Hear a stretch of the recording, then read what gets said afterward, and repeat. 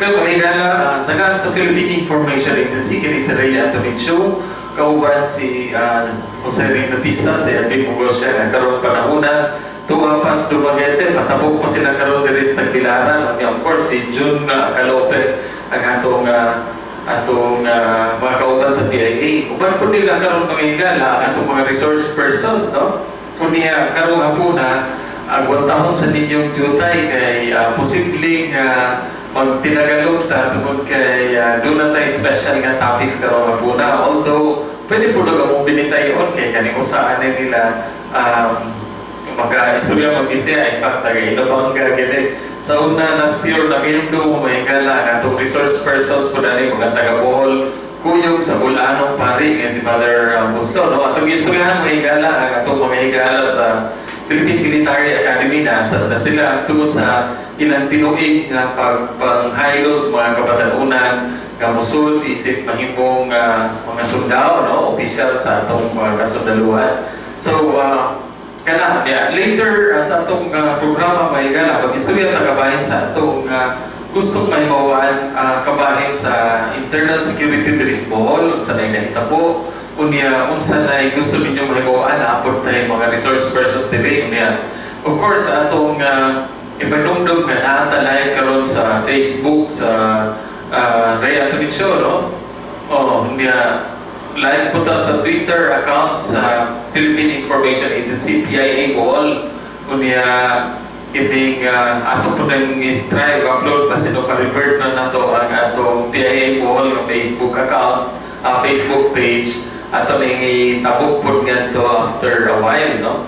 But meanwhile, mga higala, alang karong hapunan, sundan na to nang pinaagi sa atong mga panguntahan na kabahin sa recruitment sa PMA. So, kasama po natin ngayong mga kaibigan. Ito po yung ang head mismo ng academic group ng Philippine Military Academy. Tipong ibig sabihin, ito po si Lieutenant Colonel Brian Celino. Sir, good afternoon at welcome sa kapihan sa PIA po. Good afternoon, Sir Ray. Sir, I'm the Department Head of Management. Okay. Ganun. Tapos, kauban yan din mahigala sa Kabulanon, no? Nalipay tayo kay after a while, naging mga Bulanon yan ipakita. In fact, nalipay tayo kay last year, humang sa recruitment, dunay 5 ka Bulanon yan isolo. Sa 5, usap pa sa 5? Hindi rin naman. So, naing 5, pero na yung usap ka Bulanon na mahigala. Tag-istoryahan ka ni si Cadet Mateo Gambe Jr. Sir, may hapon o welcome sa kapihan sa PIA. May hapon na sa Sir Ray. Okay. And then, mahigala, upan po nato karon kay ang atong commanding officer, no, sa 47. Yes, sir, naka-base sa Lino Chato Camp dito sa atong Lungsod Tubigon, si Colonel Joel Malik. Sir, good afternoon. Welcome sa kapihan. So, PIA. Magandang hapon, Ray, sa ating mga nakikinig. Magandang hapon po, Daniela. Okay, so, paano itong istoryahan niya? Si Colonel Malik, pwede ka magbinisaya, no? Or magtinagal lang niya? Nag-aaral. Nag-aaral pa? Sige. So, we'll do the kapihan in Tagalog na lang. Tagalog po. Okay. Sa PNMA, ito yung number 1 institution ng Pilipinas na kung saan yung lahat ng mga opisyal ng kasundaluhan dito mag-aaral, no? For now, paano po yung ano po yung kailangan ng isang bata na pumasok doon sa PMA, Sir Celino, sir? Sir Ray, bali ang mga requirements natin dapat by April 1, 2018, 17 years old na yung gusto pumasok sa PMA. At wala pa po silang 22 years old. Okay. Bali, ang minimum requirement po na height is 5 for both male and female. Tapos, ang mga other requirements, sir, is scholastic. So, kailangan po grade na 85. Yun basically yung mga kailangan nila. So, ang exam po natin is sa August 20 sa Holy Name University po. Mag-start po yung processing namin ng alas 8 ng umaga. So, meron po ba, halimbawa, kung meron nakikinig ngayon na gusto nga kumuha, meron pong advanced na application, halimbawa online, meron po ba? Sir, sa amin nakasara na yung online application ng PMA. So, bali, ang mga aplikante natin sa linggo, walk-in applicants na po sila. Mag-start din kami ng processing noon ng alas 8 ng umaga. Ang kailangan lang po nilang dali, nabanggit ko kanina yung edad, so kailangan nila ng NSO birth certificate. Para yun po yung patunay na may 17 years old na sila ng April 1, saka wala pa pong 22. Kailangan din po kung yung mga high school students natin, yung mga year 12, kailangan lang po nilang dalhin yung kanilang grades noong year 11 po sila. For this year, sir, bali may pagbabagong ginawa yung PMA. Okay. Yung mga students na with honors pataas during their elementary at saka junior high or kaya ng high school, kung ano man yung applicable, they will be prioritized para po sa pag-take ng exam sa August 20. Okay. So, ibig sabihin nun, with these requirements, mas magandang standing ka na pag medyo mataas na with honors, ano? Opo, sir. Bali sila yung ipaprioritize namin na mag-take ng exam. Okay, so maliban sa birth certificate sa NSO, ano ba, itong scholastic naman, itong papers na kailangan nila i-present. Tapos sa exam mismo, sir, kailangan nila ng dalawang 2x2 pictures na color. Tapos puti po yung background. Okay. Tapos kailangan din po nilang magdala ng number 2 pencils, at least dalawa po. Number 2, pencil. Tapos, So, pencil and paper test ito, ano? Paano po yung shading o shading po siya, sir, kaya number 2 pencil po yung pinapadala kasi yun po yung mababasa ng machine na mag-check nung exam ng mga aplikante natin. Okay. Tatungin natin si Sir Mateo Gambe naman. Sir, mas may yung tanaw dito sa kinabuhi sa PMA, lisod sa iyon o sa imong kaugalingon nga kasi datian? Ang kinabuhi sa PMA yun sila depende lang naman sa imo ha. Kung hindi ka nga survive sa training, kaya-kaya rin mo. So, para sa ako lang sa mga kabataan na bulanon, kung ano naman pa ngay sakong kaiso likon sa pangunahon na take the challenge mabuton ko kamo sa PMA karong April 1. Okay. Kini pusa sa mga problema yun, especially from like mga estudyante gikan sa Visayas, ningabot nila dito sa PMA, sa ganang dito di Tagalog, Ilocano, no? Kung sa may tanaw mo sa pinulungan, baka maglisod o sa imong kaugalingon nga kasi nariyan? Sa akong kabalingan nga kasi natiyan sir, isip diligid ko na tubo sa buon. Medyo lisod ko siya kasi naanad ka nga sa pinulungan nga Binasaya nga pag-abot nimo sa Manila, labi na sa Baguio. Napaguhan ka sa iyong pandungog nga imong nadunggan dili na Bisaya. Parang bago na pa sa iyong pandungog. So, wala lang dugay, naka-abot dito karon mag 4 years na pa sa PMA. Maanad na pa sa pinulungan. Labi na karon medyo pag labi na sa PMA, ang among pinulungan dito, gitudloan mi sa pag-istorya o English. English good. Yes, sir. Sa pag-istorya naman dito, maanad na ka, depende lang sa environment nga nag-training sa imo. Exactly, kaya mura parehas sa itong mga experience, ang mga taga-Bohol nga itong experience Manila, magsugod ganyan ng semester, mura taga-Puyon nga kulbaan, no? Okay, Tagalog, o kaya English, o kaya in the long run, ang nakalami, ano yung bulaan, o kaya adaptable na kaya, dali ragil kayo, kapaminaw na. Yes, sir. Okay, kidding, before anything else, ang atong kay-istorya at magigala sa Kapulanon, taga-Dagnawan, inabangka. Ano bisa na mag-eskwela high school sir? Nag-skill ako sa amo na po nga Lungsod sir sa Imbanga, San Jose National High School, sa Pasanan, San Jose National High School sir. So pasanan, no? So malipay tani, pag this is good news para sa itong mga Bulanon kay kung nato may nunduman kaning pasanan kung usalis mga area sa una nga ikahadlukan kita to. Yes sir, tinawagin na sir.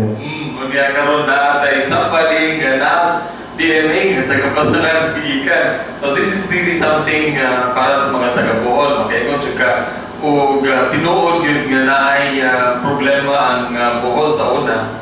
Then how come nga taga-pasanan kusod may loans PMA? So dako ni kay challenge sa para sa mga taga-Bohol. So ang atong gipangita karon nga mo take sa exam karong Domingo po on August 20 kantong guideline of 17 anyos by April 1, no? Unya that means senior high school. Nasa senior high school, manaming pasabot nga i-graduate na. Ay mo, wapa ka mo graduate basta kay by April 1 of 2018, 17 anyos ka, pwede ka mo take kong exam. Bisan pa kung 16 pag nagkaroon, no? Yes sir, Okay. sa grade 12 sir. Okay. So, with that, ang imo lang kinahanglan dalhon is ang imong credential, di maayo o with honors, ang imong honor sa high school o sa elementary, kaya ko kay chance nga pa-prioritize ka. As atong experience last year, mura daghan po to kayo. In fact, dito sa Sunday, pag exam ka, hanop po dito, mo na nga tingali alang sa itong mga kaigsunan nga interesado ka musod sa PMA, kining interesado mo kuha sa exam. Atong i-advise nga mas mayo mo atong sayo, mas mayo tingali masayo kaya ron o pananglitan kalois Ginoo dili mo appeal with honors basin og ma-appeal pa mo sa kining makatulong mo sa inyong mga papeles o ma-process alang sa exam kay maikot ta nga kini kaya sugod na lang upan tapi upan kay kapila dito kay mupasa pa sa ilang mga papeles, no? Okay, kini unsay kalainan, unsa may kalainan sa imong kinabuhi sa gikan diri sa mga estudyante sa Bohol sa Inabangka o karon nga nakaagi ka upat ka tuig sa PMA, unsa may tan-aw nimo, unsa may usog nga imong ikapakita sa imong mga classmate na pinakaroon mag-reunion mo nga magkuyog mo na nila. Sa akong experience sir, sa una nasa college ako, ang imong kinabuhi medyo limitado mo ang focus sa pag-eskwela, wala kay laing ginahuna. Karon nga kasunod ko sa PMA, ang imong perspective medyo bitato. Murag giusog ka sa PMA, the way you look your life, especially ang imong ginahuna apil na po ang nasod. Gituturuan ka sa akong pag usog sa nasod, mahiyo kang idealistic para sa kapaguhan sa atong nasod. Sa mga kabataan nga gustong mutabang sa pag-usap sa atong nasod, take the challenge yun. Okay. So, actually, character building kung imong tanaw, no? Kaya na-upload ko to siya. Gikan sa una nga, ang una-unaon kanira mag-eskwela, tingali, ano sa pagkauli, ano maka-eskwela na po dito ka uma. But this time, after 4 years sa PMA, mahigala, nausap ang iyang paglantaw, pagkatanaw na siya, dili sa iyang kaugalingon, o dili sa iyang pamilya, kung dili all over, tibok nasod na iyong tanaw, and in fact, dako pa dyan kayo because dako ka kayo responsibilidad tungkol kay after you graduate sa PMA, may mga opisyal, no? Yes, okay. Unsa may perks sa usa ka estudyante nga naa dito sa PMA? Pananglitan mo pasar kay nakaroon sa examen. Unsa may makuha sa usa ka bulaanon nga mo take sa exam? Bali sa ako sir, samtang dako ko sir, so sa elementary high school ug sa kolehiyo, ilong mo yung bata sir. Tahimik lang ako sir. And then nung pumasok ko sa PMA, nawala yung pagiging tahimik ko. Malaki yung pagbabago sa akin, marunong na ako mangarap sa ibang tao, nakapagsalita na ako ng tama. Ganun po yung aking tulong na ginawa ng PMA sir. Mula nang tahimik ako, sa PMA sir, kita parang kanila, lalo na sa mga hilungon nga batang bulanon, tahimik lang pero matalino naman. Kasagaran din sa mga medyo hilungon sir, daghan ng ideya ng ginauna. And then, kung gusto nyo sa mga kabataan, labi na itong mga panagpahilong-hilong lang mga bulanon, gusto nilang mabago, masunod sila sa PMA.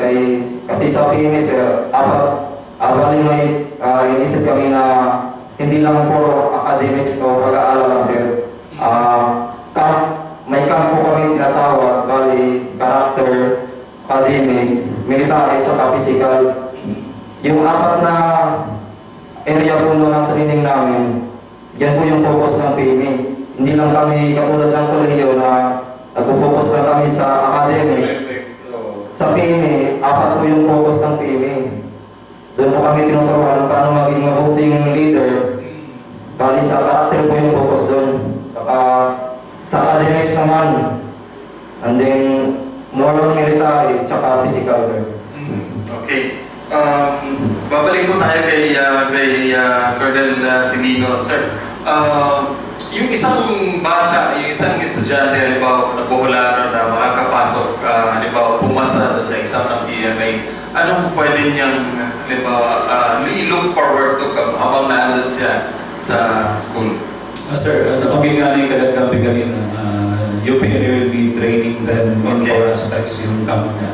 But besides yung training na yun, they'll be earning around 30,000 a month.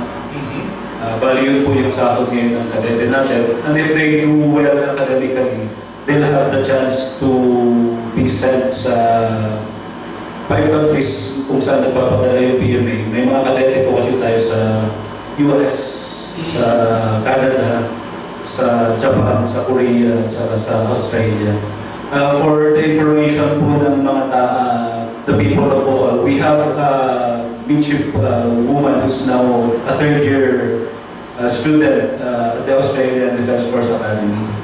Yung kanyang ate po, member ng Army, nag-graduate siya around 5 years ago. Tapos siya naman po, graduating po sa Australian Defense Force Academy. So yun yung mga benefits pagka you do well academically during your first year.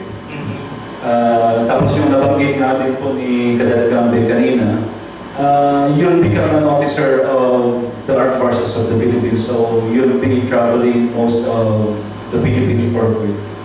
Yun naman po yung mga advantages. And besides they'll become officers once they graduate from here. Other questions po na tinatanong ng mga aplikante, kung free po daw ba yung exam Sunday. So libre po yun, sir. Saka paano po nila malalaman kung halimbawa sila ay nakapasa. Pinapublish po yung results sa 2 major newspapers. Pinapublish din po sa website ng PMA sa www.pma.gov. Tapos pinapublish sa Facebook account ng PMA which is face-book. So yun po yung way kung paano po nila malalaman na sila ay nakapasa. After naman po makapasa at mai-publish a month after ng exam, balik tatawagin. Bali, susulatan naman po sila para inform na kailangan nilang mag-report sa Bilo na hospital sa Quezon City para sa kanilang medical at physical exam. Bali, stay po yung mga aplikante natin doon for 1 week. Ang mangyayari po, isasauli po ng PMA yung pamasahe nila going to Quezon City. Tapos, bibigyan din po sila ng pamasahe pabalik. Saka yung kanilang pagkain at saka stay doon sa Biluna, sagot po ng PMA. Okay, yun po yung advantage. Nakapasa po sila. Isa sa mga problema actually ng mga kabataan, marami kasi nagkikisali doon sa drugs na parang tinitesting lang nila. What if pumasa nga siya, tapos pumunta ng Biluna, nakakita na may traces ng drugs doon sa ano? Is there a way that the PMA can reconsider or programa ng rehabilitation doon habang nag-aaral? Actually, sir, 1 drug po siya ng pwedeng pagka-disqualify, sir. Kasi yung medical po is buong katawan. So Okay. if you're taking drugs, then that might be a reason kung bakit hindi ka makapasok sa PMA. As to the rehabilitation, hindi po kasi trabaho ng PMA yun. We're just recruiting and training the cadets, basically. Okay. So, moto may gala, no? Alang sa itong segment sa kapihan sa PIA, may napagtanan nga naminaw nga katong interesado, labi na itong mga tao nga tanaw niyo karon murag medyo hanap nga magka-eskwela ta. Labi na yung bohol, murag medyo di tayo sayon na itong kinabuhi ba. Kining una nga asa ta doong ining college, asa ta eskwela, doon na ba yung gasto, magagasto ba itong ginikanan. This is a perfect opportunity para sa mga taga-Bohol. Labi na itong mga bulanon nga tanaw ni mo na kay saktong panguto, pero ang problema di kaya sa bulsa, no? There is this rare chance na pwede ka mo service imong nasod. At the same time, imong i-build up ang imong pagalingon nga person, paliguno ng imong karakter. Okay, whether you like it or not, magkinanglan maging ganis kinabuhi o niya, mas mayo o gari kas PMA. Kung panalitan ba, dili mo tiwas sa training course sa PMA, unsa man, is there any fallback position para sa trainees? Meron po ba? Halimbawa, pagka hindi tumuloy dun sa training, hindi kaya, is there any fallback position ng PMA na offer? Actually, sir, as much as possible, we would like everyone to graduate. So there are several actions of PMA that PMA has taken Okay. to limit yung mga number ng mga lumalabas po sa PMA. So, kasi pagka titignan po natin, malaki din po kasi yung nagagastos ng gobyerno. Oo. As to kung meron pa silang fallback after po lumabas, ang nangyayari po, usually we advise those former cadets to approach some graduates of PMA na may mga that would help them find jobs. Kung hindi naman po, we are helping them to connect sa mga schools na pwede po nilang pag-aralan. Okay. Oo, kasi as much may training ka na naman, at saka medyo angat na sila kaysa sa ordinaryo. No? This is also something good, although we have may mga kakilala pa tayo dito sa Bohol. But I think medical ang problema. May habang nandun sa PMA may nagkakaproblema, tapos ganyan.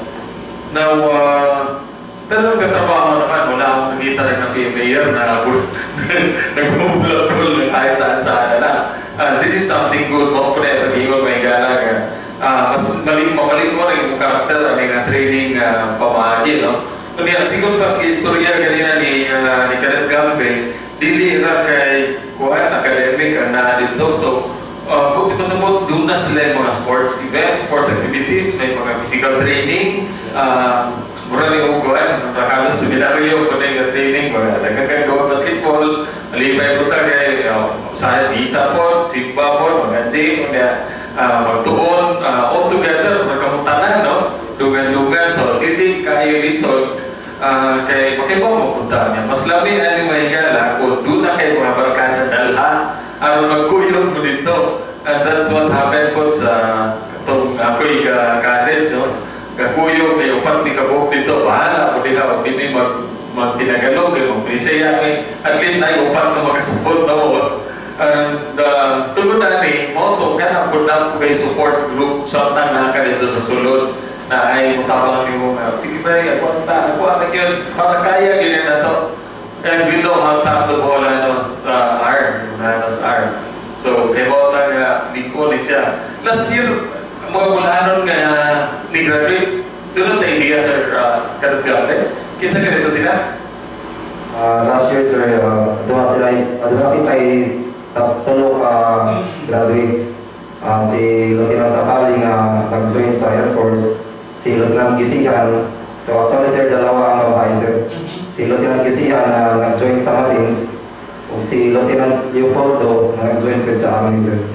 Si Lieutenant Puldo to diri mo yung galaw niya to kaya istorya no taga Sibilia kasi paling mo taga Balilihan o taga ani Sid Correlia or Paclayon, tingnan no? Nasa PMA, yeah, I think, Morel Guanto. Unya, napila paling nasa PMMA karon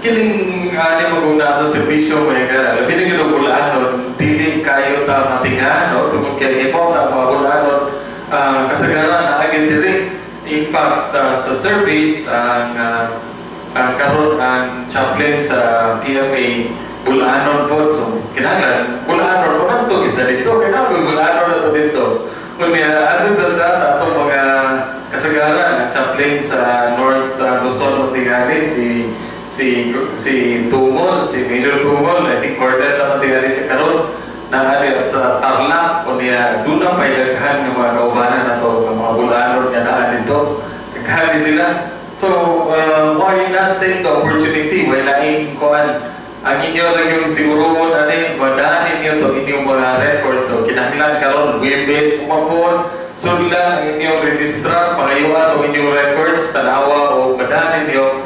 Tungkol kayo sa Sunday na pohon ang exam. Ato pahilugduman, ato ninyo sa Domingo pohon sa... Ang exam ato sa holiday, no? Sa holiday, okay. Ato ninyo sa holiday, magdamo o duha ka po corner picture na 2x2. Kunya magdamong lapis ka number 2 sa duha ka buok siguro wala nang duha kay mawali na sa naagya po ba kunya ganahan mo muna paratahan pwede tingali o kanang sharpener no okay kay aron kuan kunya mas maayong sayo ay mo gaguot sa snacks o kailangan na sila o apil tingali provisions ito para sa snacks no sir meron ba? Sir, bali wala po, pero pagkatapos po ng limited physical exam sa umaga, around 11 or mas mapaga kung mas mabilis po yung processing, palalabasin naman po namin sila to take their lunch. Okay, so mas maganda rin yun kasi paminsan-minsan nakakaproblema pagka may basa doon sa snacks, may soft drinks, natapon, nasira yung papel. So, okay. Yes, yun din po yung rason sa kung bakit hindi pwedeng magbigay ng tubig pag gawin yung exam pagkakabasa po kasi yung exam paper ng aplikante na sayang naman po yung effort nila. Kasi yung exam po natin sa may tatlong components, English, Math, saka abstract reasoning, sir. Yung exam natin, sir, it would take around 5 hours. So, kung mabasahan ba yung papel na sayang naman yung effort nyo for 5 hours. Okay. So, 5 hours ang exams. Kung bilisan mo, pwede naman. Siguro, less than 5 hours, pwede no? Ang nangyayari po kasi sir, segmented po yung exam natin. So, yung first portion po niya is English. So, that will take around 1.5 hours. Okay. Sunod po yung math, which is about 2 hours. Saka yung last portion is 1.5. Ang mangyayari po sir, pag halimbawa nandun ka sa unang portion, doon ka lang sa portion na yun pwedeng sumagot.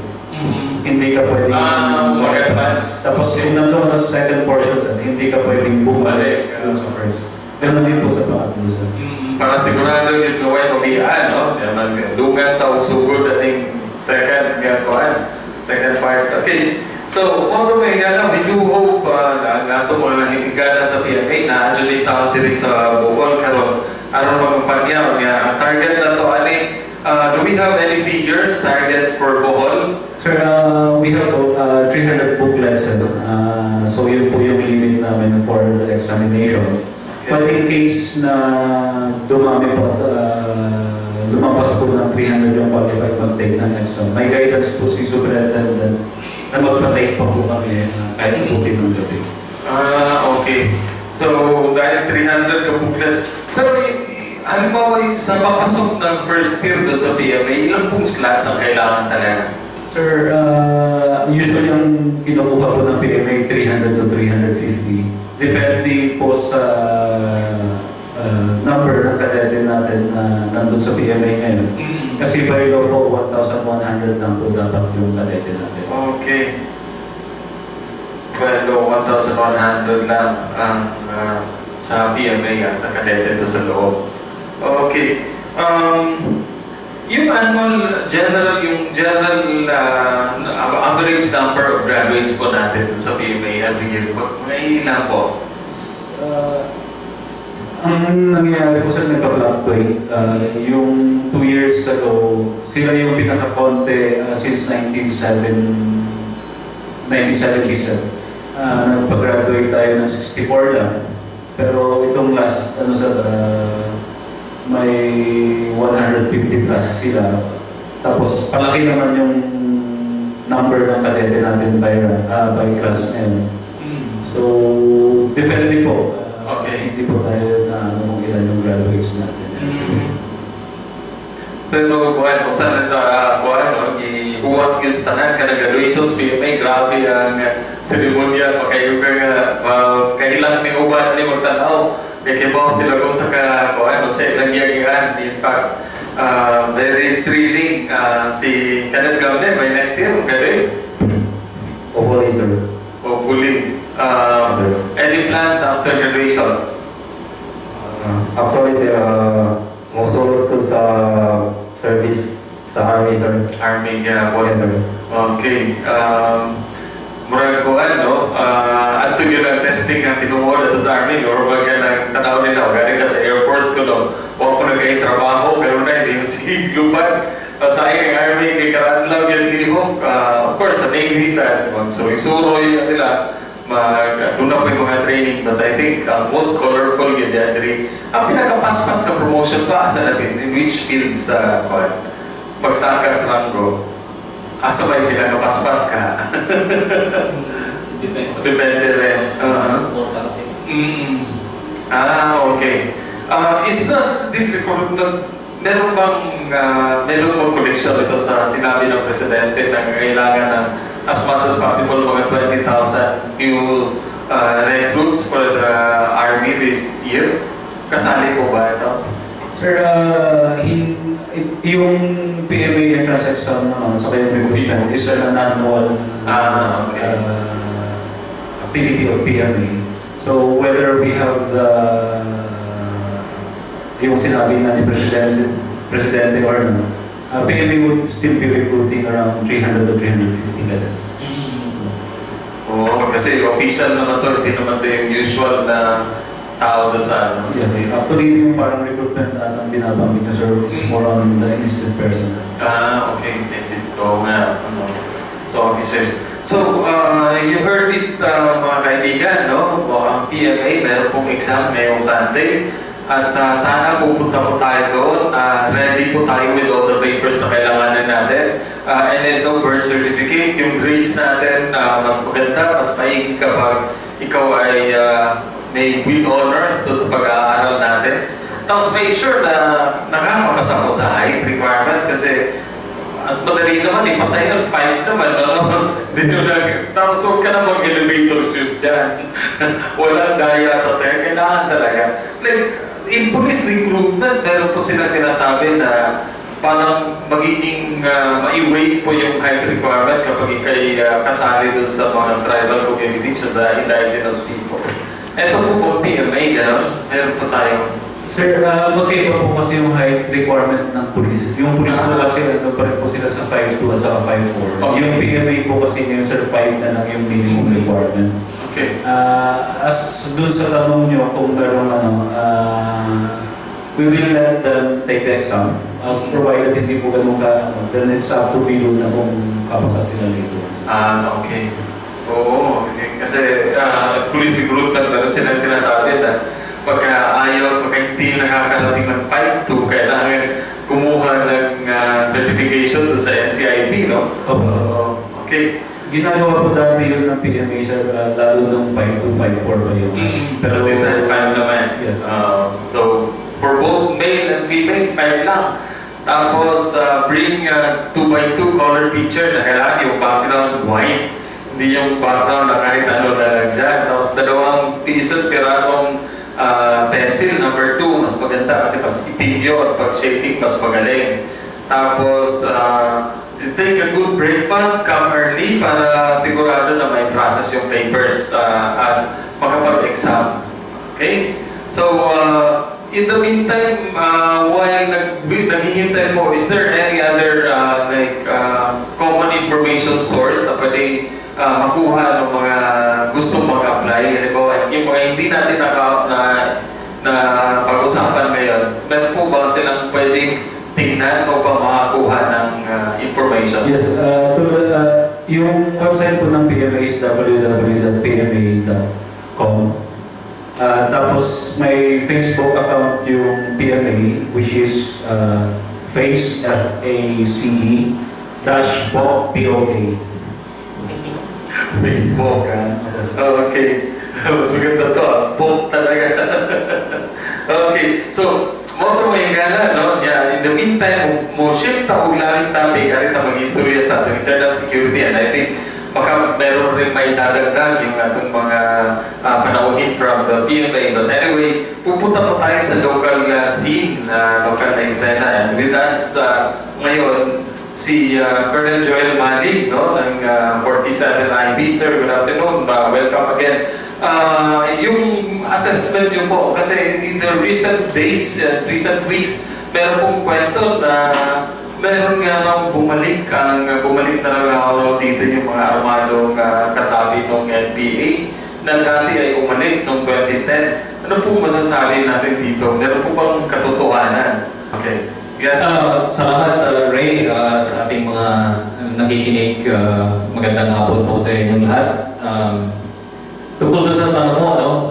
Ang probinsya po natin, ang probinsya ng Bohol ay nagtatamasa rin ng status na insurgency free. So we are insurgency free dito sa probinsya, and po ay nagpapasalamat sa mga komunidad natin na tuloy-tuloy ang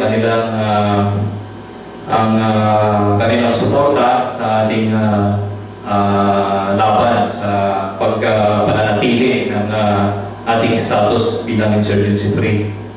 Ngayon, doon po sa mga yung sinabi mo kanina rin, na may mga report na kung bumalik dito yung mga dating nandito, na umalis na.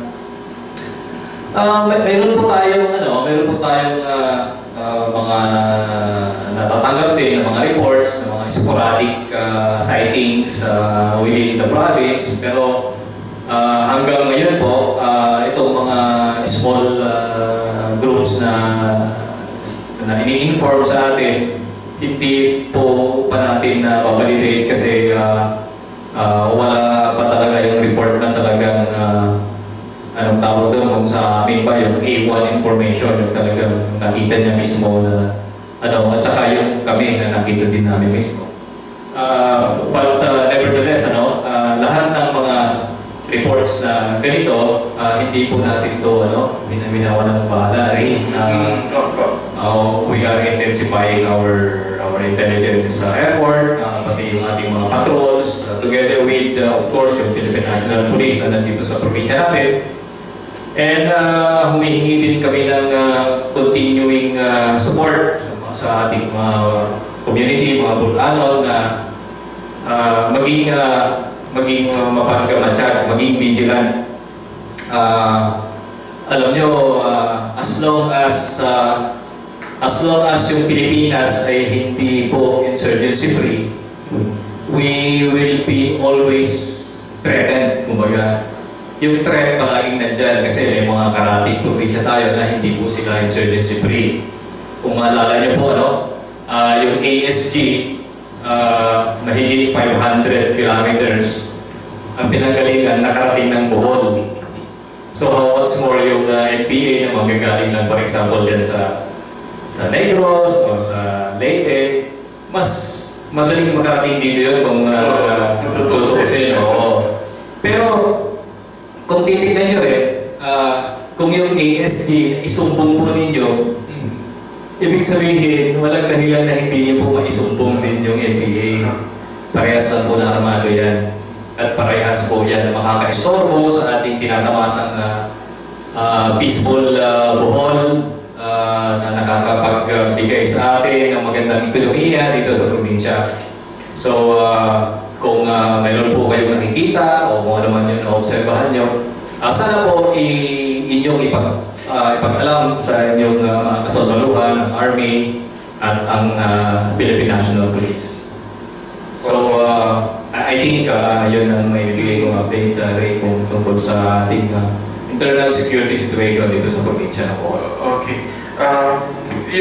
Usually, kasi parang nangyayari po, sa mga Peace and Order Council meetings, meron pong lumalabas na mga report na ganito. Do you think it's tama po ba na kahit na hindi verified information ay i-report dun sa General Council ng DPOC or MPOC na magiging alarming naman doon sa ibang mga tao kasi hindi natin alam kung paano nila i-take yun. Of course, alam ng security operators na ito ay parang unverified. Pero sa ibang mga tao, parang hindi trained na makikinig dito. Mukhang nakakatakot. Do you think it's proper na i-tackle dun sa main body ng councils ang mga reports ng ganito na hindi naman pala verified? Kasi ang wisdom behind kung bakit kailangan din nating dahil kailangan din nating i-report. Kasi para malaman din ng ibang tao na pag may nakita sila, i-report nila. Okay. Para gayahin din nila yung iba na sa tingin nila may nakita silang ganito, na nire-report nila. And sabi ko nga kanina, hindi natin naman yan dinidisregard, So we are constantly, the moment na may matanggap kami report ng ganyan, nagpapadala kami kagad ng mga either mga intelligence people, or nagpapapatrol na kami para ma-verify doon sa area mismo. Then so far yun, wala pa tayong nakikita na yung magsasabi talaga na yun nga na but then again we are doing our role naman not hoping I'm not hoping na naikwentro namin ito mga kasi ibig sabihin ito talaga but then kung mayroon man mangyari gano'n at least ma-confirm na natin kung anong affiliation ng mga kung may mga ma-arrest pa tayo o may mga kuhan makita natin kung affiliation itong mga kung MPA ba to goods ba to ng related sa drugs o mga kasi hindi kasi automatic na pag may report kami nakita akong tatlong armado MPA kaagad so very responsible naman kung sabihin natin kaagad na NPA sila but then again sabi ko nga kanina na kung yung ASG nga rin report natin isumbong natin siguro kahit naman sinong armado dyan may isusubong din natin so yun po yung appeal ko sa ating mga komunidad sa Bulanon na swerte po natin dito sa Bohol dahil tayo ay insurgency free and huwag natin pong pabayaan na mawala itong insurgency free natin sa probinsya natin. So, huwag po kayong matakot or huwag kayong mag-alala kung halimbawa mayroon kayong naobserbahan sa inyong mga purok o sa barangay, ipag-alam niyo lang po sa amin. Ipag-alam po na sa amin para habang hindi pa ganun malakas or whatever maano natin, masubok natin. Meron po ba tayong system of reporting halimbawa? Kasi problema dito, usually, sa mga tao sa barangay, mukhang meron nga hindi rin tumitiwala sa mga local officials kasi baka balikan o is there a system put up na makapag-report kayo sa ordinary tao? Mabuti na tanong ko yan. Meron naman na tayong sistema tungkol dyan. Meron kaming binibigay na hotline. Okay. Maliban doon sa hotline. Meron din kaming tawag dito way na sa mga sinasabi namin sa mga tao na kahit na sino actually pwede na lang mag-reportan. Hindi naman kailangan pupunta sila sa military mismo o sa police mismo. Pwede nilang i-report yan sa mga pinagkakatiwalaan nilang tao sa kanilang barangay captain o pag pinagkakatiwalaan nila, sa pari nila, sa teacher nila para makarating sa kinauukulan. Basta makarating sa inyo, mayor, ganyan. Then from there, sigurado na yan na pupunta sa amin.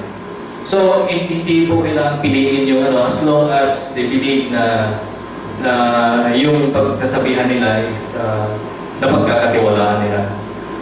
Doon sa experience natin sa ASG, hindi naman din po diretso sa ano yung mga report eh. Hindi naman diretso agad sa army o ano. Sinumbong muna niya sa tatay niya, o sinumbong muna niya sa tito niya, o sinumbong niya doon sa barangay tanod nila. Nagkakaroon ng train of information. Ang pinakamahalaga po ay huwag po nating huwag tayo matakot una-una.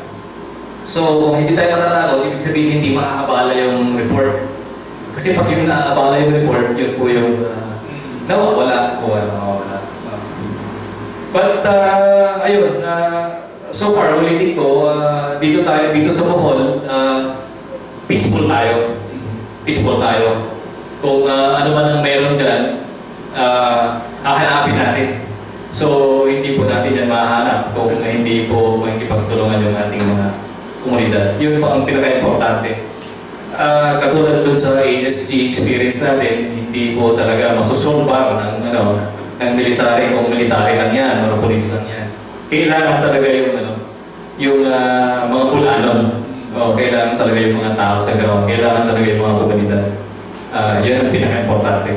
Okay. Kundi ako, siguro baka nga titignan rin yung report, no? Kasi ang nangyayari, parang merong isang common element sa mga reports na yun. Yung present ng isang uring armas na nandoon. Hindi natin alam kung talagang sadyang nilagay lang doon para may report o siningit doon sa report. Kasi without even knowing it, mukhang ang dami yata na merong itong armas na to kasi nakikita sa isang lugar, meron na naman doon sa kabila. I think baka nga pinasok lang bigla sa mga report o in-instigate na dapat andun itong figure na to para malaman natin na marami talaga. Kasi yun, yun yung isang nakikita ko doon sa mga reports na lumalabas. Meron pong presence ng isang uring armas na tingin natin hindi endemic naman dito sa mga rebelde. No? So tingin natin mukhang baka nga sinigit na, no? Talagang sinadyan nilagay doon sa intelligence report paano yung mga tao magduda. Hindi rin natin alam. That's why ang ating mga army o mga intelligence sources, mga igala, padayon karon og verify sa tinuod yun na tungod kay sigon sa ilang tao pag nakitaan po o pa na verify ang mga report, no? Although report ni tungod kay gusto ko nga ang mga tao masayod aron makasumbong. Ang ato lang sa iyo no tayo isumbong tong ASG, di man sila kamong binisaya agad. Ang problema aning og tinuod ning na mga sighting atong gituhuan yung mga rebelde o mga goons paron nga na kung chance nga kamo po din mo binisaya. So di na to malimuan og tinuod og kinsa sila tungod kay istorya na to ubawas mo binisaya katong Muslim kay man sa to mo binisaya maglisod na to og tinagalog sa sayo na tayo sumbong kanindi nga dili. So mo na nga doubly kinahanglan atong siguroon nga magbantay itong tanan kitang tanan magpulaw, no? Tanaw yun daw kinsa ng mga tao na sa tudoon. I think na-set up na maayo nga step sa atong mga militar nga i-set up na nga itong sistema sa barangay, no?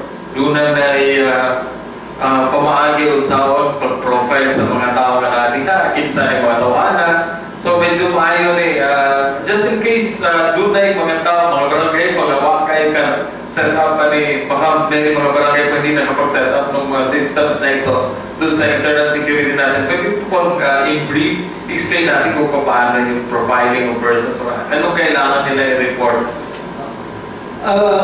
Ang ginagawa namin, isa sa mga ginagawa namin, we are talking to different municipalities. Iniisa-isa namin yan, selected municipalities. Kinakausap namin yung mayor at saka mga selected barangay captains. Selected yung barangay captains na sa tingin namin medyo maaaring may history na ganito. So, focus group discussion yan na tinatawag namin security dialogue para kung ano man yung natatanggap naming information na may nakita dyan sa barangay na yan o may na-confirm namin din sa kanila. Mhm. So, ito, parang closed door ito na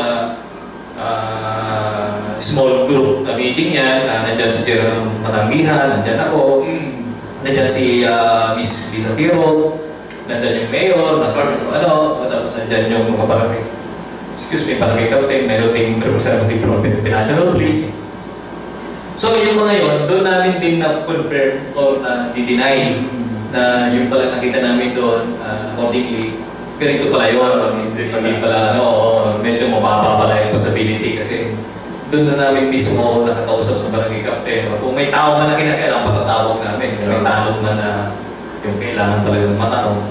So far, we have already talked to 18 mayors or 18 municipalities na yun, but hindi namin kasi mabigla-bigla din kasi marami din ibang schedules kami. But so far, since we started last June, naka-18 na kami.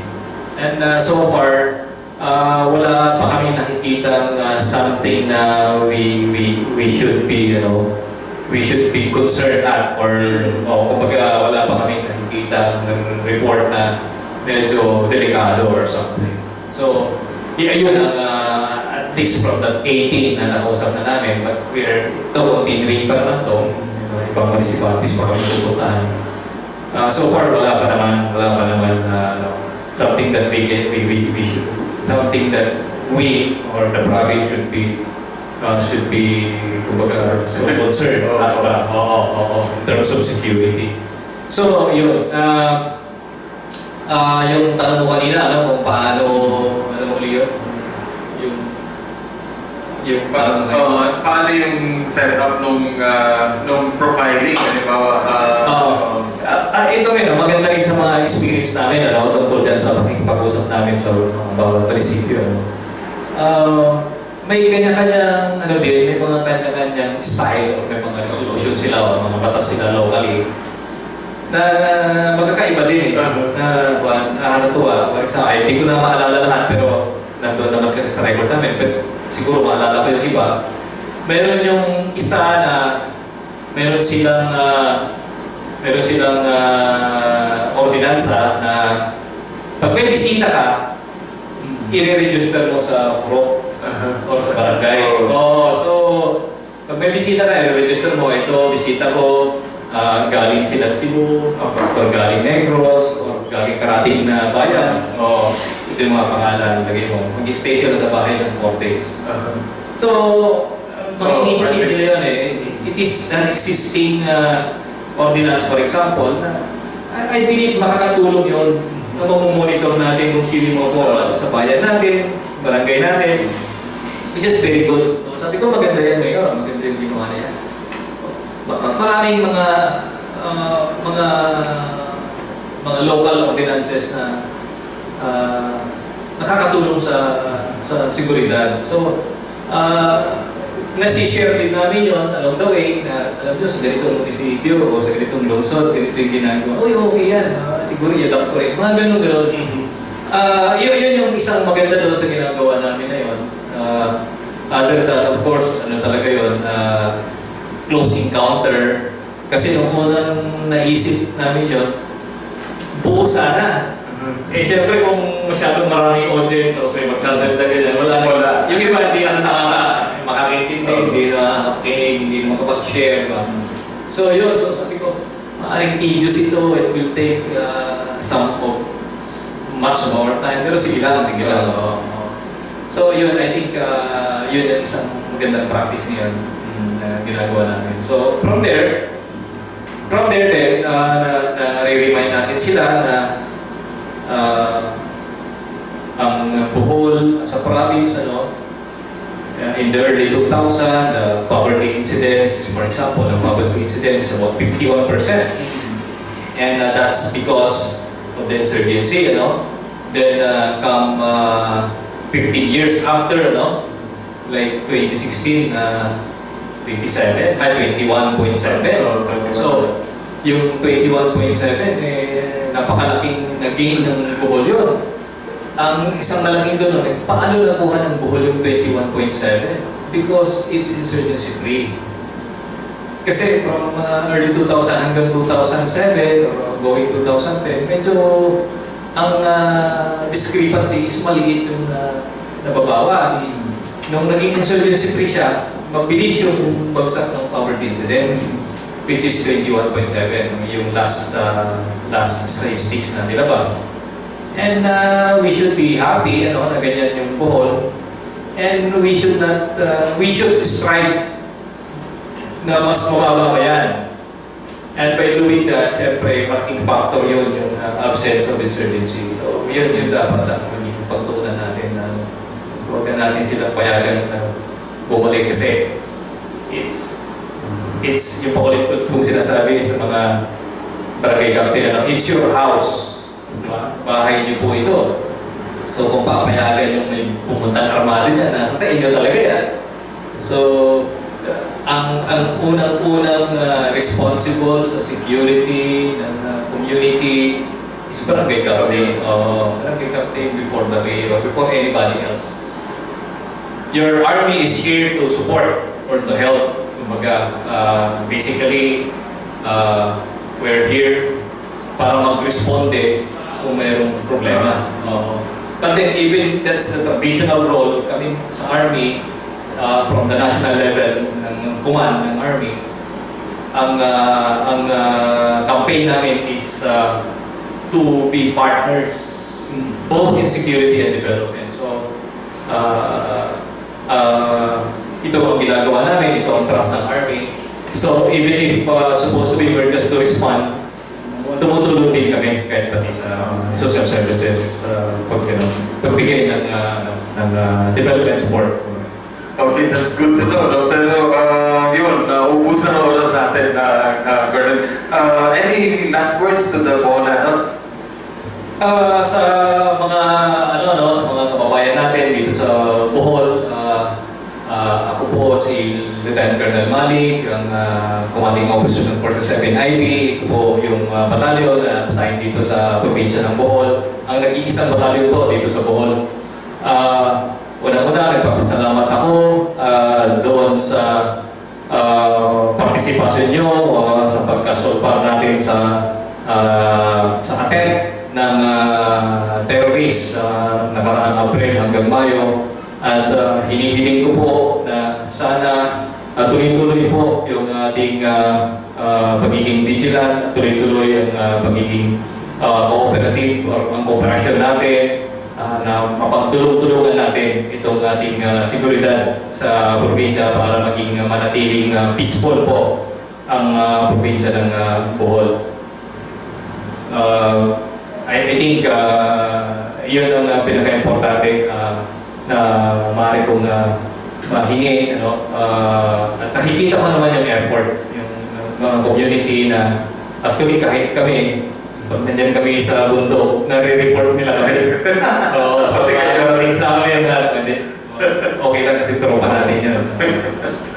So, nakikita naman natin yung participation na at kunin na rin yung opportunity na invite yung ating mga 17 years old to 22 years old or 21 years old na mag-try na mag-exam sa PNA. Meron tayong exam sa Sunday at nandito yung ating mga taga-PNA para tulungan kayo.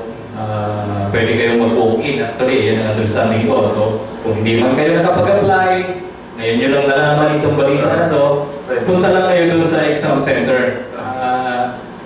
Take your chance na makapag-exam. Okay. Let's go to Colonel Salina, sir. Po muli po sa iniimbitahan namin yung mga kabataan, edad 17 hanggang 21 sir. To take the challenge, take the PMA exam come August 20, we'll be starting the processing at around 8. The exam would be finished around 5. Yun na po sir. Maraming salamat for having us here. Hopefully sir, the trend of cadets coming from Bohol going up in numbers would continue. Kasi meron sa ngayon sir, meron tayong sample. fourth year, isang third year, tatlong second year, at saka limang first year. So we are hoping that come next year, mas madami po yung kadete natin coming from Bohol. Okay, itong Panginoon po si Cadet Gambe. Doon na kay panawagan para sa mga bularon. Itong mga isog din ha. Yes, sir. Para sa mga kabataan walanon, ako lang may story, take the challenge, take the payment challenge. Kung gusto mo lahing na experience kumpara sa ubang mga kabataan, mga taga-Bohol. Ako lang po, sir. Okay, and with that mga higala, itong tapuso ng segment sa itong kapihan sa PIA. Inawag na magkinakita ta, Domingo po, natin sa HNU, no, para sa PMA exams. At the same time, itong agahaton ng itong makaiso ng bulanon na sila mga panimay karon. Doon na mo yung makitaan, labi na yun ng mga areas na doon na reported sightings, no? Although, ano yung ma-confirm sa atong mga tinugyanan sa kasundaluhan. Atong tanawon, kung sa kita, ikaw ang tanaw, kinsa kita mga tawahan basin o kinilaging gatutan, mga ribindin, pero ka mga tulisan na diha, kanamutira, panagsa, kaya wala na may palits, drugas, no? Basin o man na mauro na, kay murang to, di katuhuan po ding magdadag, shotgun, kuhan, no? Shotgun ang araw sa ibang na, so magduda na nga, basin o dilig yun na tinuod nga mga rebelde. But just the same, kinahanglan kita tanan magbantay, kay kota nga ang pag-ugman sa Bohol, dako yung kayo epekto ang paggawa sa itong mga rebelde nga naadiri. Tungkol kay tanang mga tao din naman kay mahadlok, no? Mamuuna naman, tungkol kay wanay problema. So, ginawag ka ito na mapadayon nga patunahay ang kalinaw kahusay si Bohol. At the same time, atong mapada mga mas daghang bulanon nga sa PMA. Kaya di mo tayo mga bulanon muda na pinagiging karya sa itong mga leader karon, no? Medyo maayo ang ginawag. So with that mga higala, sa Philippine Information Agency, si Jose Rinotista, si Andy Bugosya, si Jun Calope, sa ngayon sa itong mga resource persons karon, si Colonel Malik, si Colonel Slino, o si Cadet Gambe. Once again, kini si Ray Anthony Chu, mag-ingat ka ninyo, daghang kayong salamat sa inyong pagtubay. Ang inyong mga pamutanan, ibilin sa Facebook account o Twitter account sa PIA Bohol, kaya ito nagtubagon sa Dilig Madugay. Once again, daghang kayong salamat, ug maayong hapon.